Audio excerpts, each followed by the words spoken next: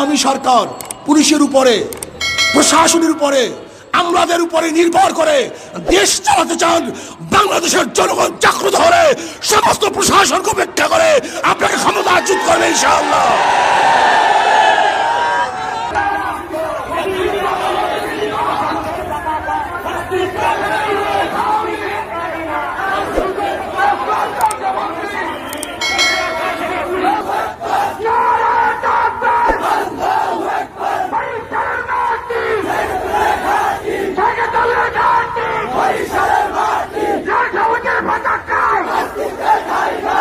একাত্তরে যার যা কিছু ছিল সব নিয়ে পাকিস্তানিদের বিরুদ্ধে ঝাঁপিয়ে পড়ার কারণ কি ছিল?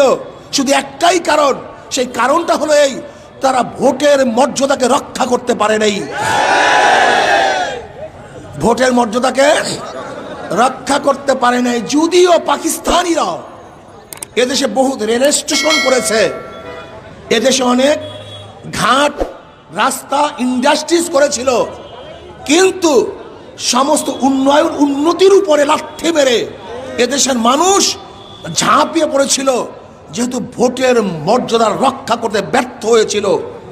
আজকে আমি আওয়ামী সরকারকে বলবো, আপনি যতই যমুনা সেতুর ধোঁয়া দেন না কেন, যতই পদ্মা সেতুর বাহানা করেন না কেন, যতই ওভারব্রিজের কথা বলেন না কেন, যতই আপনি উন্নয়নের কথা বলেন না কেন, যদি বাংলাদেশের মানুষের ভোটাধিকারকে রক্ষা করতে না পারেন, যেরকম পাকিস্তানিদের বিরুদ্ধে একত্রে সমস্ত মানুষ যার যা কিছু ছিল তা নিয়ে ঝাঁপিয়ে পড়েছে, আজকেও যদি ভোটের অধিকারকে রক্ষা করতে না পারেন, তাহলে বাংলাদেশের আবাল বনিতা যত মানুষ, পুরুষ মহিলা, ছোট বড়, শিক্ষিত মূর্খ, সবাই যার যা কিছু আছে তা নিয়ে আওয়ামী লীগের বিরুদ্ধে ঝাঁপিয়ে পড়বে, আন্দোলন করবে, সংগ্রাম করবে। আপনাকে মনে রাখতে হবে,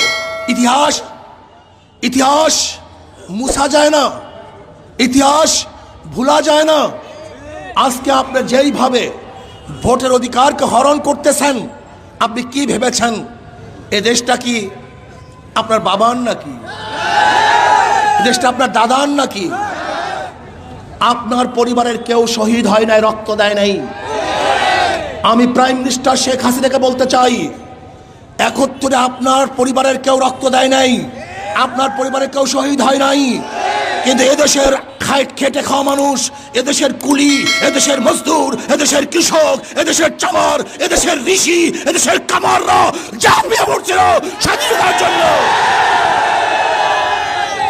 আপনি কেন তাদের অধিকার হরণ করবেন? কারণটা কোথায়? আপনি কি জানেন না আমাদের স্বাধীনতার অগ্রদূত জনাব শেখ মুজিবুর রহমান সাহেব, তিনি তো ভোটের মাধ্যমে বিজয় হয়েছিলেন, গলা টিপে তিনি বিজয় হন নাই, কিন্তু তো ভোটের অধিকারকে রক্ষা করতে গিয়েই তিনি বিজয় হয়েছিলেন।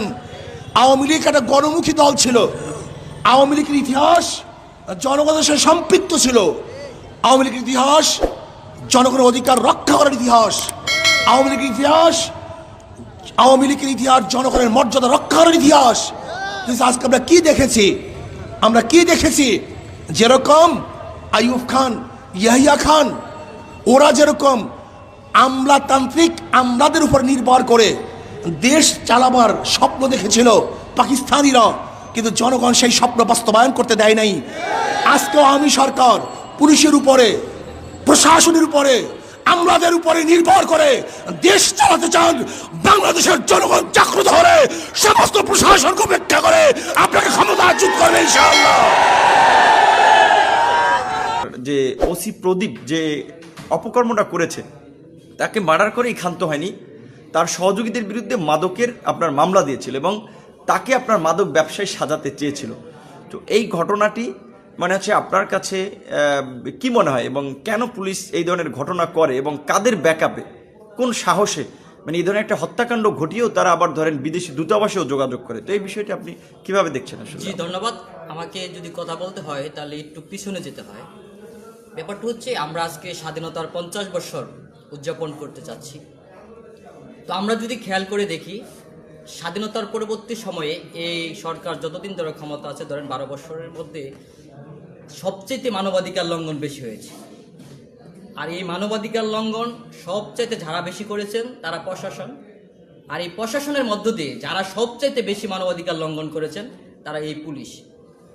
তবে পুলিশ শুধু যদি এই আপনার অপকর্মের মধ্য দিয়েই তারা ক্ষান্ত নয়, আমরা দেখেছি গত 2-3 মাস আগে একটা রিপোর্ট বাইর হয়েছিল যে পুলিশের ব্লাড টেস্টের মধ্য দিয়ে আমরা দেখেছি তাদের অনেকেই নেশাগ্রস্ত, সেই একটা রিপোর্ট আমাদের পত্রপত্রিকায় আমরা পেয়েছি।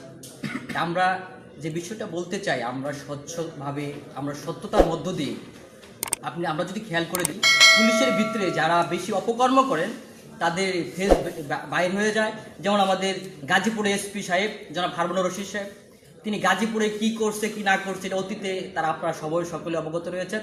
আমি বিশেষ করে, আমি যেহেতু গাজীপুরে, আমি একটি বিষয় আপনাদের অবগত করি। আমার এলাকাটা হচ্ছে শফিপুর। আমার এই শফিপুর থেকে সে কম করে হলেও 1000 কোটি টাকা মানুষের কাছ থেকে সে হাতিয়ে নিয়েছে।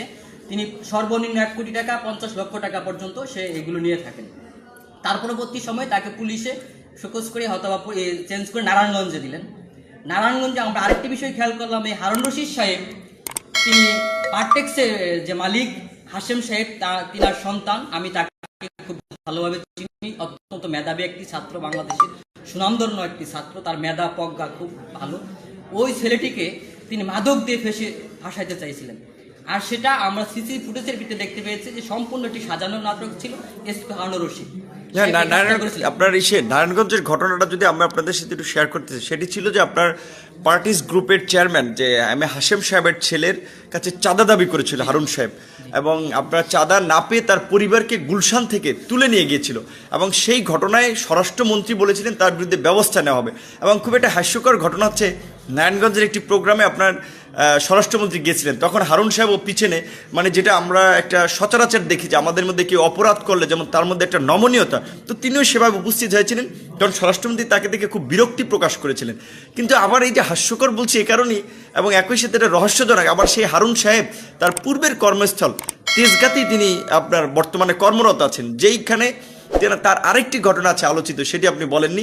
সেটি হচ্ছে তৎকালীন সময়ে আপনার বিরোধী দলীয় চিফ হুইপ জয়নুল আবেদিন হারুনকে বেধড়ক মারধর করেছিলেন। তো এটি কোনো পুলিশের কর্মকাণ্ড বলে আমার কাছে মনে হয়নি, একেবারে সন্ত্রাসী কায়দা। এবং আরেকটি ঘটনা আমার সাথে যেটি ঘটেছে কিছুদিন আগে,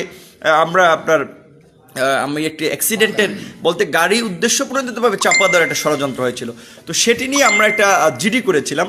সেই জিডির কোনোভাবে তদন্ত না করে এই হারুন সাহেব বলে দিয়েছেন যে আপনার এটি সাজানো ঘটনা।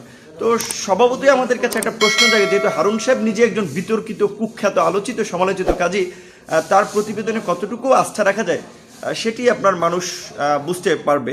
তো যাই হোক, আমরা যেখানে আলোচনা করতেছিলাম যে ক্রস ফায়ারের বিষয়টি নিয়ে, সেই বিষয়ে আপনার ছোট করে যদি এই ক্রস ফায়ার সম্পর্কিত মন্তব্যটুকু, আপনি যেমনটি বলেছিলেন যে মানবাধিকার লঙ্ঘনের কথা, সেটি আমি বললে যে অস্ট্রেলিয়ার সিনেট এবং আমেরিকাতে আপনার সিনেটের পররাষ্ট্র বিষয়ক উপকমিটি তারা কিন্তু বাংলাদেশের র্যাবের উপরে নিষেধাজ্ঞা চেয়েছে, কারণ তাদের অভিযোগ যে র্যাব একটি গুম খুন বাহিনী, 401 জনকে গুম করেছে, যদিও অন্যান্য তথ্য বলছে প্রায় 600-র মতো। তো এই বিষয়টা নিয়ে যদি আপনার। জি ধন্যবাদ। আমি যে কথাটা বলতে চেয়েছিলাম যে তারা অপরাধ করেও পার পেয়ে যাচ্ছেন, আর যদি তারা অপরাধ করে শাস্তির আওতায় না যেত তাহলে হয়তো এই বিষয়গুলো হতো না। আমরা দেখেছি যারা অপকর্ম করছেন তাদের ডিভিশনের জায়গায় তাদের প্রমোশন হচ্ছে, এসপির থেকে আরও উপরে লেভেলে চলে যাচ্ছে।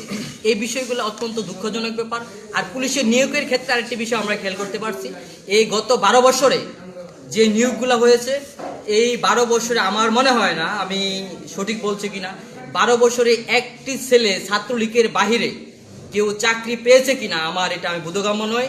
হতে পারে 2-1 জন, কিন্তু এই যে অত বড় একটা নিয়োগ প্রক্রিয়া, যেটা নির্বাহী, যেটা সাংবিধানিক বিভাগের একটা প্রক্রিয়া, সেখানে দলীয়করণভাবে, রাজনীতিকভাবে একটা নিয়োগ প্রক্রিয়ার মধ্য দিয়ে ছাত্রলীগকে তারা চাকরি দিয়ে দিচ্ছে, এটা অত্যন্ত দুঃখজনক ব্যাপার।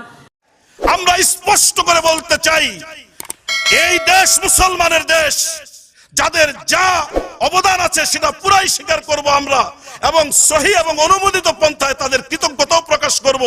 কিন্তু মুসলমানের দেশে মুসলমানদের ঈমানকে নষ্ট করার জন্য কোন পক্ষ যদি কোন ধরনের পায়তারা করে, এই দেশের মুসলমান কোনোভাবে তা সহ্য করবে না। আমরা জীবন থাকতে তা সহ্য করতে পারি না, করব না, সহ্য করব না, এবং করব না, সহ্য করব না। কি করবেন আপনারা? আমরা যদি মারতে না পারি মরতে তো পারবো, আমরা বন্ধ যদি করতে না পারি জীবন তো দিতে পারবো। হে তৌহিদ প্রিয় মুসলিম জনতা, আপনাদের কাছে একজন নায়েবে নবী হিসাবে জিজ্ঞেস করতে চাই, নবীর দিন যদি, নবীর আদর্শ যদি, প্রতিষ্ঠিত আদর্শ যদি নষ্ট হয়ে যায় কিছু কুলাঙ্গারের কারণে, আমি আপনার ইমানের দাবি কি চুপ করে বসে থাকা না প্রতিবাদ করা? যদি প্রতিবাদ করার উদ্দেশ্য এটা যদি ইমানের দাবি হয়, এর জন্য যদি জীবন দেওয়ার প্রয়োজন হয়, ওলামায়ে কেরামের আন্দোলনকে বেগবান করার জন্য যদি রাস্তায় নামতে প্রয়োজন হয়, বুকের তাজা রক্ত ঠেলে দিতে যদি প্রয়োজন হয়, কে কে রাজি থাকবো ইনশাআল্লাহ আমরা বলে। আল্লাহ পাক আমাদের সকলকে সহি বুঝ দান করেন। গণপ্রজাতন্ত্রী বাংলাদেশ সরকারের মাননীয় প্রধানমন্ত্রী সহ মন্ত্রী পরিষদের কাছে এই মসজিদের মিম্বর থেকে ঈমানি আহ্বান জানাই, বঙ্গবন্ধু সহ অন্য যত নেতা নেত্রী আছে তাদের প্রতিকৃতি স্থাপনের নামে ঈমান বিরোধী এই কর্মকাণ্ড থেকে অতি সত্বর ফিরে আসুন। যদি না হয় আল্লাহর গজবের ঠেলা যখন আসবে কেউ সামলাতে পারবেন না, কেউ মুক্তি পাবেন না। আমাদের সামর্থ্য অনুযায়ী প্রতিবাদ করা আমাদের ইমানি দায়িত্ব, সে প্রতিবাদ আমরা করলাম এবং সহি কথাগুলো বোঝানোর জন্য চেষ্টা করলাম।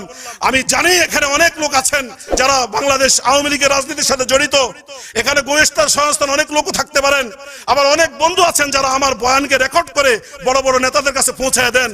প্রিয় বন্ধু, তোমার কাছে নবী মুহাম্মদের উম্মত হিসাবে এই কথাটা আমি বলি, আগে বুঝাও